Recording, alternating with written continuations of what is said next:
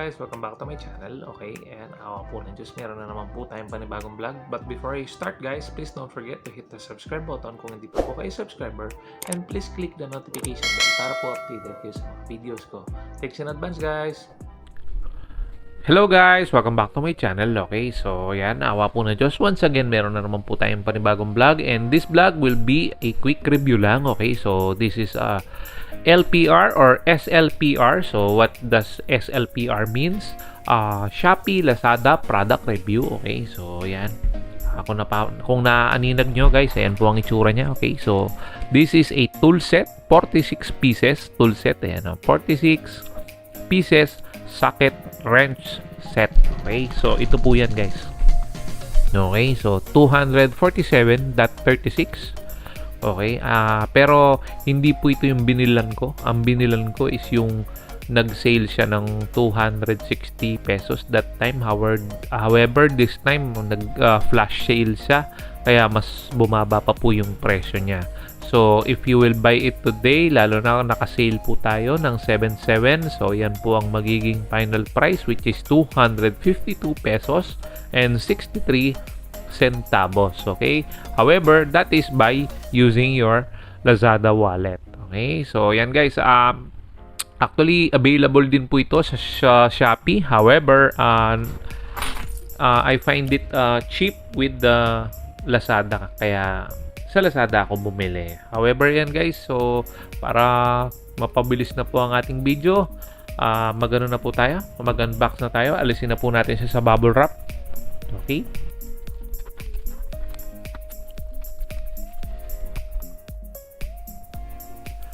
okay guys, so yan po ang details ng mismong box niya or outer box niya. So yan, Shunda, SUHUNDA, 46 pieces socket wrench set, 21-bit socket. So yan po yung mga sizes. So kung meron po kayong gustong basahin guys, yan po ang makikita nyong details. So yan, may blow case, may 1-bit adapter, spinner handle, yan yung mga sizes siguro ng mga nakalagay na nandito sa loob guys. So ayun guys, puntahan na po natin. Kung sakaling may gusto po kayong basahin dito, paki-pause na lang po yung video.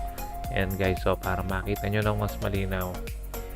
Okay, so yan, proceed na po tayo dito sa mismong sa pag-preview ng mismong product. Okay, so yan guys, ang ganda ng case. So plastic case, napakaganda guys. For 260 pesos I got this kind of product. Super panalo deal. So yan guys, so this is the moment of truth. Buksan na po natin para makita na po natin ang nilalaman ng ating box.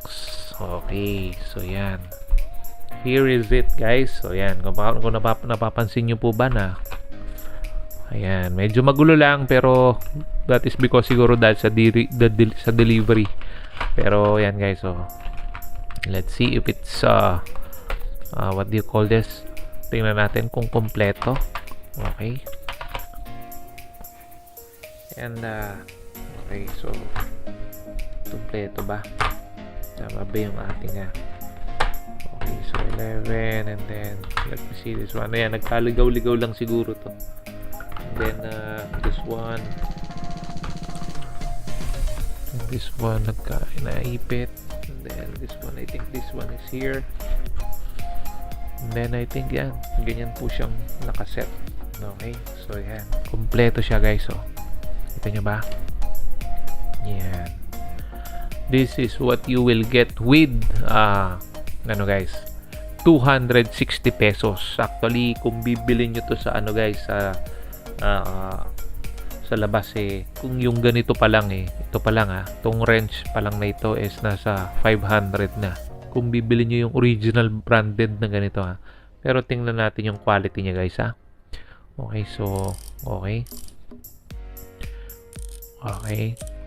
I find it a bit guys, ano bang masasabi ko dito? Ayan guys, medyo meron lang siyang mga konting imperfections, and I like that. Nakita nyo ba yung pagkabakal niya yan guys? Ayan, yan yung pagkaukit na yan. It has a dent there. So yung quality fair for the price, pero syempre 'di ba, it's not a totally win-win eh. Pero what is 260 pesos, diba? You get something like this. That is a totally panalo deal. So, hindi ko lang alam kung anong klaseng metal na to. O hindi ko alam kung ano bang klase siyang ano. Kasi wala naman siyang nakalagay na ano. Na kung anong klase siya. Pero I think this is a... Ayan. Ayan oh. May nakalagay dito na CRB. So, chrome vanadium siguro to. I just don't know kung yan ba yun. Chrome vanadium, something like that. Chrome vanadium steel ba yan? Ganun ba yung pangalan ng ano yun? Pero yun ang familiar ako sa mga ganong terms ng metal eh. So I think yan ganito siya. So you get this, of course. So yan. Yan. Push button to release, of course. Pagka nilalagay natin yan dito. So it will look like that. Yan guys. So hindi natin maalis yan unless pindutin natin ito. Okay. That is for the release of the head. Ito, guys. Ito. Ayan. To release that. So, yan ang naglalak dito, guys. Yan. Okay. Diba? And I find it good quality naman. So, wala tayong mapag-uusapan dito na pangit about it. So, the maximum size is size 14, I guess. Size 14. And then, yan, 13, 12, 11, 10, 9, 8, 7, 6, 5.5, 5, 4.5, and 4. Okay? So, meron pa bang 3? Okay. So, parang wala nang 3. Okay. So, may mga iba't ibang ano siya, mga gamit dito, guys. Just like this one, oh. I don't know why is it like that.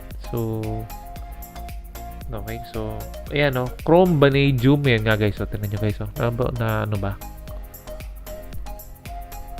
Okay. Ayan guys. Nababasa nyo ba?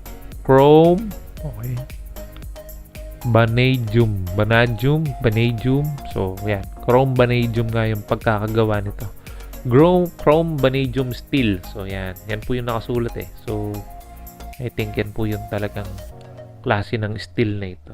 Ayan. Pagpasensyaan nyo na ang ating kamay, ang ating mga nails dahil mahilig po tayong magkatikot. Kaya yan, ganyan po ang ating kuko. Madumi. Ayan, again, no? Ayan, guys. Chrome vanadium once again. Chrome vanadium. Ayan, no? So, yun, guys. Ano pa ba ang ano nito? I find it super sulit deals. Kaya yan, guys. Wala na akong masyadong masasabi dito. For the price of 265 and you get something like this, bulag na lang kayo kung hindi nyo pa bibilin nito. This is way better than the ones na nabibili natin at around 150, 160, 170 online. Yung nakikita nyo yun is yung parang ano lang dito, yung metal lang yung na umiikot. Pero this one, ayan guys, so dito yung adjustment niya. Pagka kasi ganito yung klase ng wrench, medyo matibay yan guys. Matibay na klase yan. Yan nga yung nagpabili sa akin eh. Because I saw this kind of wrench type. So, meron kasing mga wrench din na ganito. Pero yung diikot dito yung umiikot nun eh. So, instead na ganito, iba yung umiikot sa kanya. So, sandali guys ha. Pause ko lang yung video. Papakita ko sa inyo yung sinasabi ko. Yan guys oh. Nakikita nyo ba yan yung wrench set na yan? So, just differentiate them. Okay? So, ito, iba yung adjustment niya. So, nandito yung adjustment niya. But this one, ayan yung adjustment niya. Yung nasa gitna, yung parang black. I'm not saying na hindi ito matibay or hindi maganda. However, I just had the bad experience with this product before. Kaya, hindi ko siya nire-recommend. Pero, meron din pong mga product na ganito ang wrench nila. Pero ano siya, matibay. So siguro mali lang yung nabili kong brand na ganito yung what do you call that? Ganyan yung ano niya, yung wrench type niya. Kaya nadala ako and meron naman akong nabili na ganito guys napakatibay. So I don't know yet kung gaano katibay to, but then for the sake of the review, ayan guys, I am just reviewing it for you to see the review of this tool set para makita nyo kung okay siya. Pero yun nga, siguro it's too early for me to check on how durable it is, what's the quality of it. So, pero for me, ayan, by touching it, mukhang ano naman, quality naman ng pagkakagawa. Just do not expect too much from compare it to the 1,000 peso value of same kind or same tool set. Siyempre, tigwa 1,000 plus yun eh. However, this one is 265 lang. 260 pesos. Grabe guys. Minsan nga, merong mga ganito minsan, ito pa lang 150 na. Isang piraso pa lang na ganito. So, just imagine this one 260 na. Lahat na yun guys. Including all of these accessories. So, what can you ask for more? So, yun guys, I think we're done. Yun na po ang ating quick product review ng ating nabili sa Lazada. Once again, this one is bought in Lazada. So, yun. Sana makatulong po ang ating video. So, once again, hindi na po ako magpapadelay. Thanks for watching. Kung meron po kayong questions, huwag po kayong mag-hesitate mag-comment. Try ko po itong sagutin sa abot ng aking makaya.